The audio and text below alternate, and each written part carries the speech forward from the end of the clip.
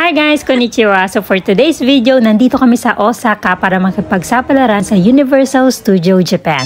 So last year, galing kami dito pero hindi kami nakapasok sa Mario World. Bumili pa naman kami ng mga relo na ginagamit sa mga attraction nila dito. Ito na ang aming revenge trip. Humanda ka Universal Studio. Nandito na nagbabalik ang aming magulong pamilya. Let's go! Anyways, dito nga pala kami nagstay sa Hotel Kintetsu na napakalapit lang mula sa gate ng Universal Studio para naman mabilis lakarin at masulit namin talaga ang araw namin dito. Dahil nga marami kaming chikiting, laging 2 days trip ang ginagawa namin. And in 2 days, masasaid talaga ang laman ng wallet mo. Pero okay lang yan. Ang mahalaga, nag-enjoy yung mga chikiting kasi minsan lang naman sila magiging bata. Ito nga pala yung pinaka-favorite namin, yung Elmo's Imaginary Playland.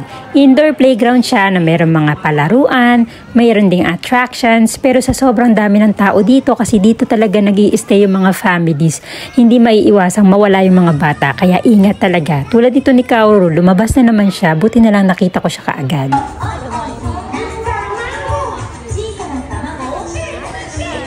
May mga oras din kung saan lumalabas yung mga mascot sa iba't ibang mga attractions at pwede kang magpa-picture after ng performance.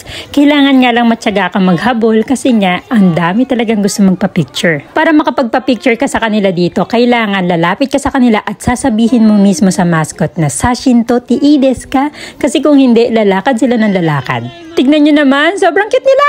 We also enjoy the super yummy churros from Snoopy habang nag-iisip kung saan namin isasakay ang mga bata. Unang sumakay si Kaoru dito sa Elmo's Little Drive kasi hindi pwede dito ang elementary.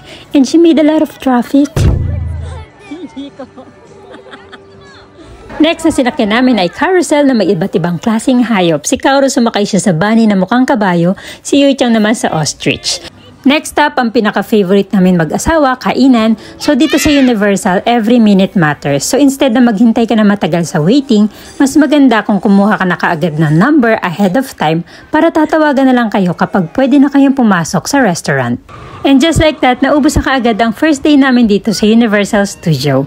May mga rides na mas madaling sakyan kapag gabi tulad nitong Elmo's Go-Go Skateboard, Moppy's Hot Air Balloon, Snoopy, and Elmo's Bubble Bubble.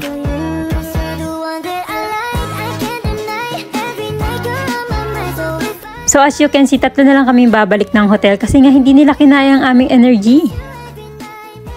So see you tomorrow para sa ating second day revenge dito sa Universal Studio. Bye!